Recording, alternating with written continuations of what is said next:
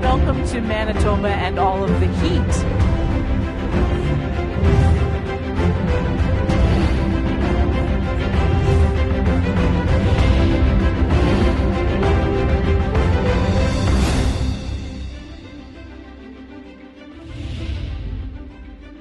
Hello, everyone. It's my pleasure today to introduce some very special people to all of you. So I'm going to introduce the candidates one at a time. And so when I invite you to come forward, I will call you one at a time just to come and stand with me. And I flipped a coin to decide who would go first, and Pat was the lucky winner. So Pat, could I get you to join me up here, please? I'll just start talking about Pat as she makes her way to the front. Yeah, it's a bit tricky to get up. This is like your last and final test.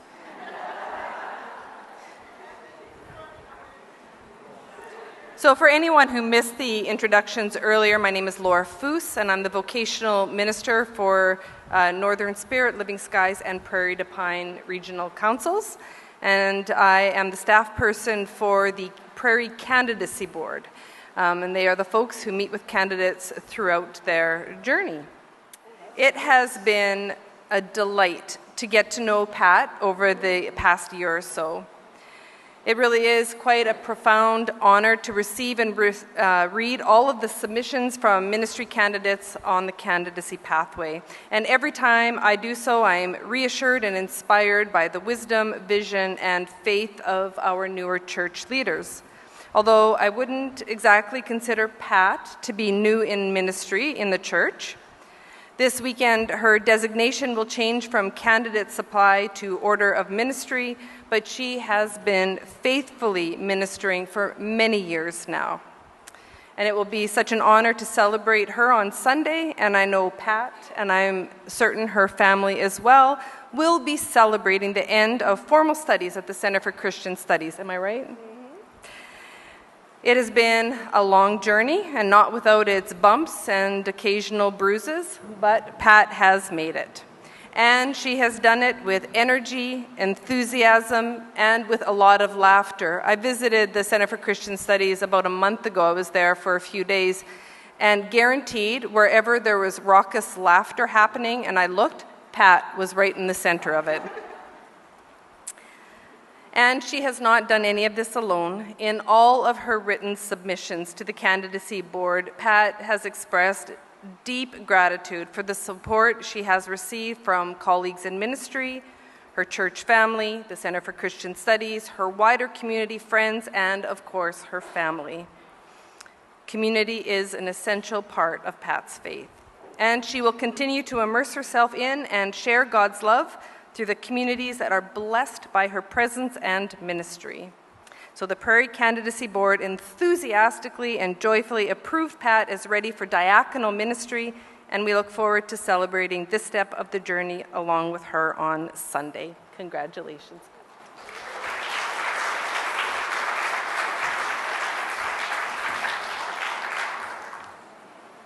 Glasses.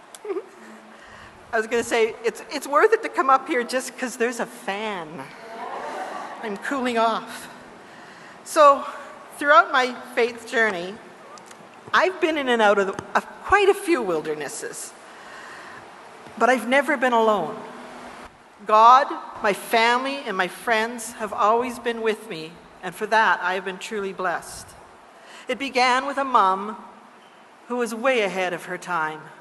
She taught me to accept everybody, regardless of where they came from or what their beliefs were.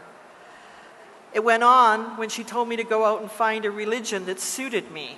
So as a teenager, I went to Christian Science with her, United churches, Anglican churches, and Catholic churches. And when we moved to the country, I ended up in Oakbank United Church. There, I had some great teachers that I like to recognize. Reverend Ralph Clark, Reverend Jerry South, and Don Ballantyne Dixon were all there while I grew up.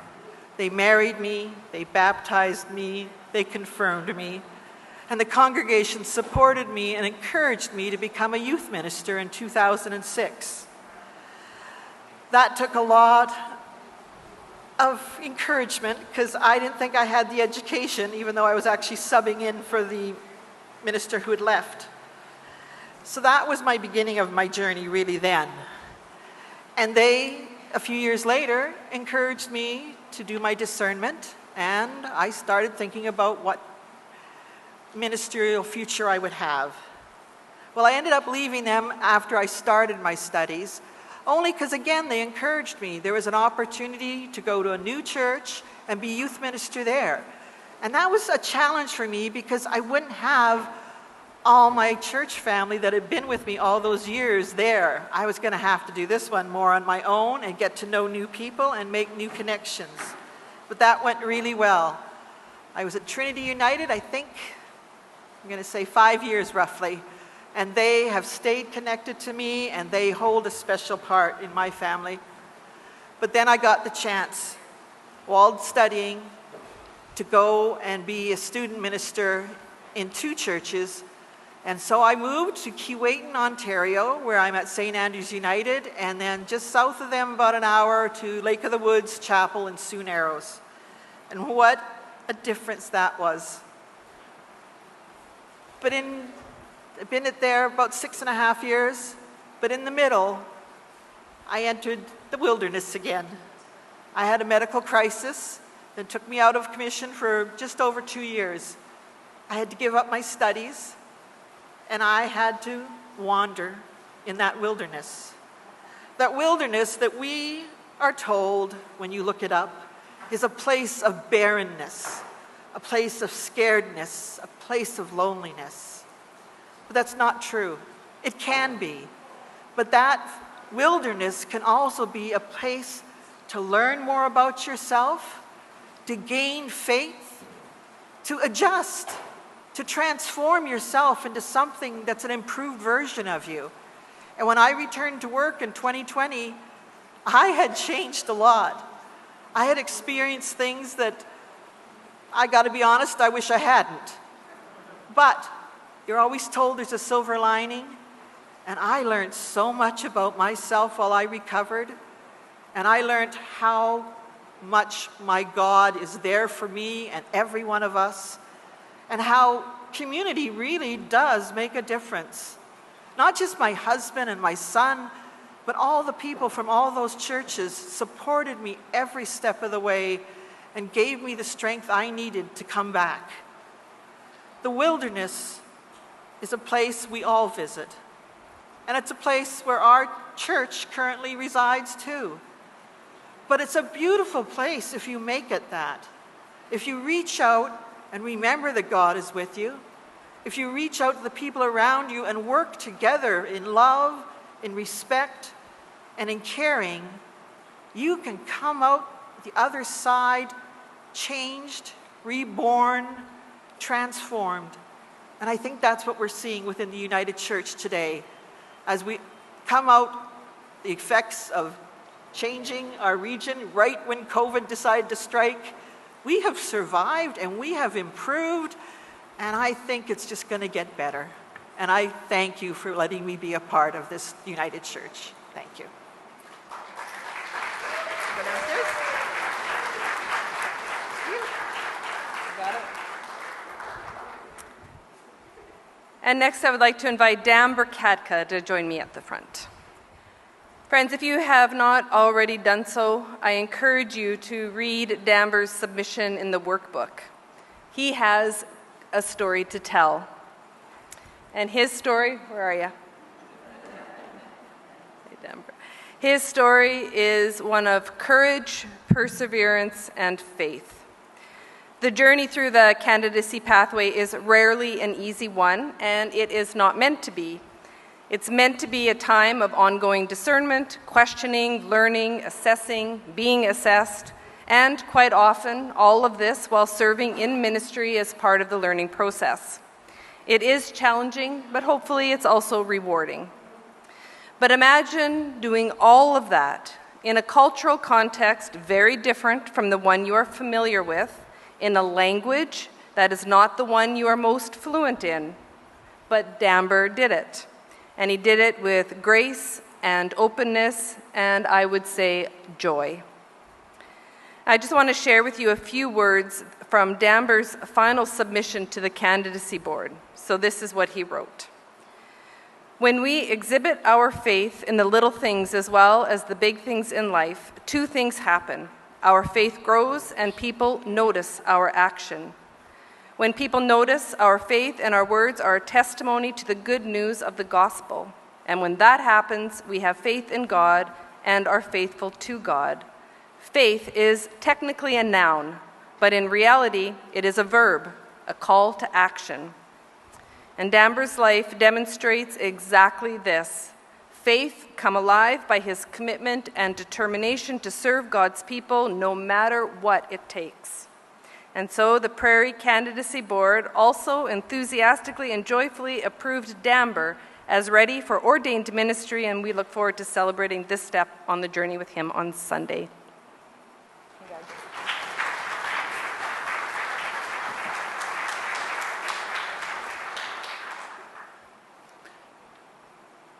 Good afternoon, everyone. I'm so honored to be here this afternoon in front of my church, my beloved church. I can remember the time when I entered North United Church in Winnipeg. I pulled that heavy door and entered inside it. Found so many people sitting in their pews. And I was only the one with the black head. And I was wondering, are these people changing their color more often, or what's this all about? Indeed, there were people from all across the cultures. They gathered together, worshiping under the same roof. Regardless of their ethnicity and their language that they bring into this space, I wondered, how about if I can be a part of this community and explore more deeply what is this all about? So I entered into it. I became the member of church. I attended every single Sunday worship services.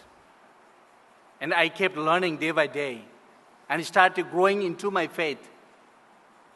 And the most important thing I learned from the church is that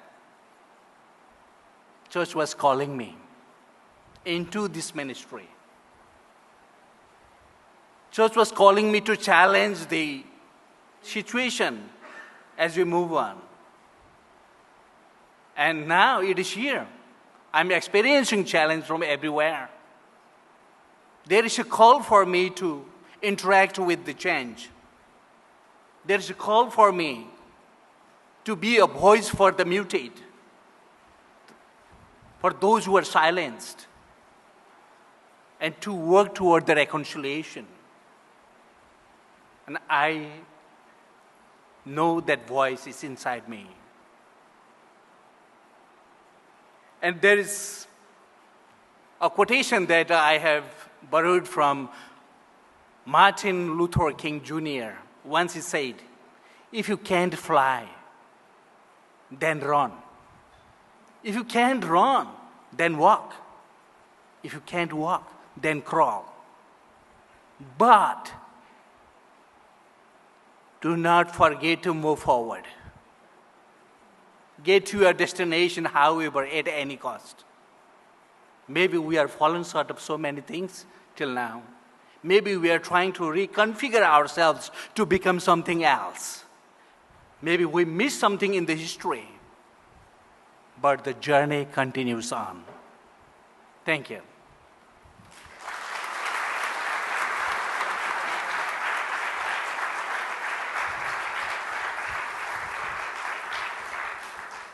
Thank you so much, Damber. And now it is my pleasure to introduce to you Noel Suministrado. Noel is a candidate for admission to the United Church of Canada. And as you've read in the workbook, Noel came to us in 2017 through our mutual recognition agreement with the United Church of Christ in the Philippines, where he was ordained in 1993. Now, since Noel came through the admissions process rather than the candidacy pathway, I haven't had much of an opportunity to get to know him, So I gave a call to my friend, the admissions program staff, Sarah Brewer, and she was happy to give me all the information.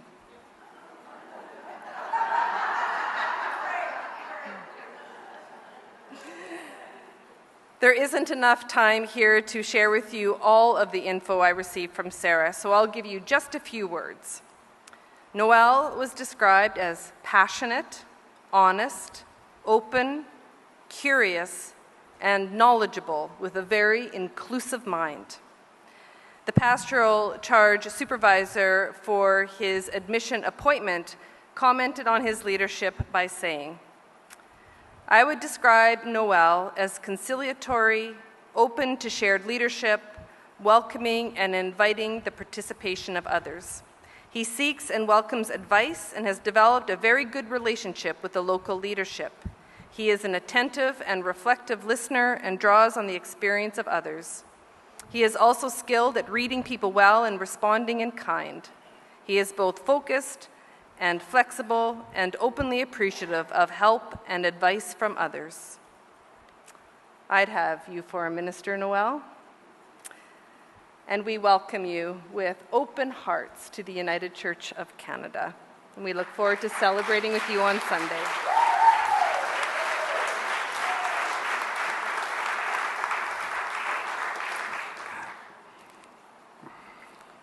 If you would ask me what led me to seek admission to the United Church of Canada, I will take you back to that cold midnight of August 2017 when my wife Roni and I arrived in Winnipeg.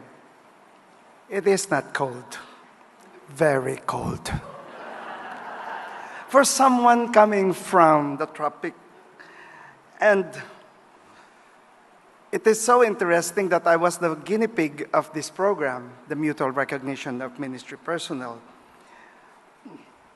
I found myself in the crossroad of change during the time Winnipeg Presbytery is going through the changes to Prairie to Pine region.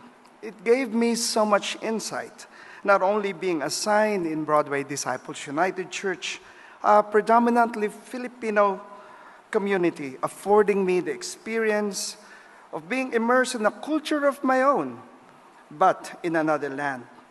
It began shifting my biases and assumptions that I had, which led me to discover a lot of things of what ministry is all about in this fabled land of Canada. As time went by, my ecumenical involvement led me to interact with nearby churches and in Winnipeg, and had this luncheon meeting with the ministers in West Broadway, Osborne area. That led me to my involvement with the Roman Catholic United Church of Canada Dialogue and the Commission on Faith and Witness of the Canadian Council of Churches, which furthered on my exploration with the Canadian ministry journey.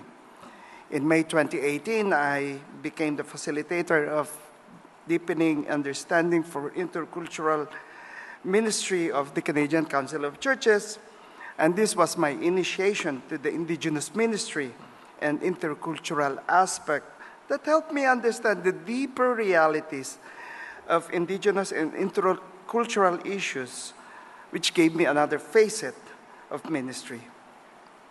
Pandemic came. COVID-19 brought a huge challenge on how to do ministry in another way. So I initiated the prayer and reflection and online Sunday worship service, which I live stream Sunday evenings, gathered some enthusiastic responses that I learned that despite the physical limitations, worship and pastoral ministry can be done. And after 4 years came another shift, this time to the Canadian Prairies. Hamilton United Church became my pastoral church to be assigned in a church with a totally different culture and ways of doing things. It is a challenge to be assigned in a white church, let alone a rural church. There are certain church dynamics that are peculiar to rural churches, where everybody knows everybody. That most of them are related, and all the more I know that they are related, I become I feel more alien than ever. It was a big change for me in Hamiota and my wife, and certainly it was, but the warm welcome, the acceptance, the love and support which I had, we can always say thank you so much. The challenge of being in the rural presence of the Filipino community, there is a Filipino community in Hamiota, mind you, 25 families, opens another challenge for me. And as I said, I sort of become the bridge. Vicky Smith, who's here, mentioned something about, since you came to Hamiota, the Filipinos began smiling at us. I remember in the final interview that I've been asked about my observation regarding the ministry of the United Church of Canada. I responded with a note that most of us, if not most of us, have forgotten the deeper meaning of what vocation is all about. That ministry is for all of us, and being a minister is not a 9-to-5 job. It is a calling, and as a whole church that we claim to be, where our God-given gifts will be put into practice. We have a saying in the Philippines, ang hindi lumingon sa pinanggalingan ay hindi makakarating sa paroroonan. Loosely translated, it is, those who do not look back where one came from will not reach the destination. And so, I beg of your indulgence to name some of them when I look back with love and fondness. My wife, Veronica, children Levi and Andrea, Carl and Ezra, Mary Chris and grandson Liam, colleagues in the ministry in the United Church of Christ in the Philippines, among them CM Rachel Hernandez, Reverend Primitivo Arce, and Dr. Eleazar Fernandez. Fellow ministers in Canada, whom I owe a great deal, among them my previous pastoral charge supervisor, Elizabeth Brown, she's over there, Lorraine Mackenzie Shepherd, Gail Allen, Mona Denton, Richard Manley Tanis, Father Chad McCharles, you're there. Let me thank you for that. As well as fellow committee members in Theology, Interchurch, Interfaith Committee. I am now a member of that committee, and I'm glad to see Jennifer Johnson Ball, my boss, over there. Friends in the Ecumenical Circle in the World Council of Churches, Paul Che of the Disciples of Christ, Odair Pedroso Mateus, and in memoriam, my beloved Brazilian theologian, Julio de Santa Ana, who I consider my father and mentor. Hamiota United Church, of which we received so much love and support. And lastly, my grandmother, Maxima Apurado, who gave me the basics of faith. And as each day comes, I would say thank you to all of you, and you're welcome. And like I said in my last point, where I said in my final interview, I throw myself into the grace and mystery of the divine as each day unfolds. Maraming salamat po. Thank you very much.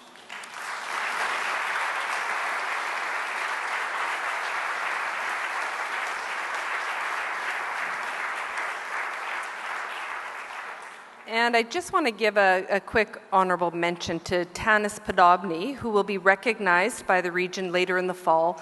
The ending of the DLM program doesn't quite line up with the regional gatherings, so we are going to honor Tanis in a separate celebration at some point, so stay tuned for location and date will be announced.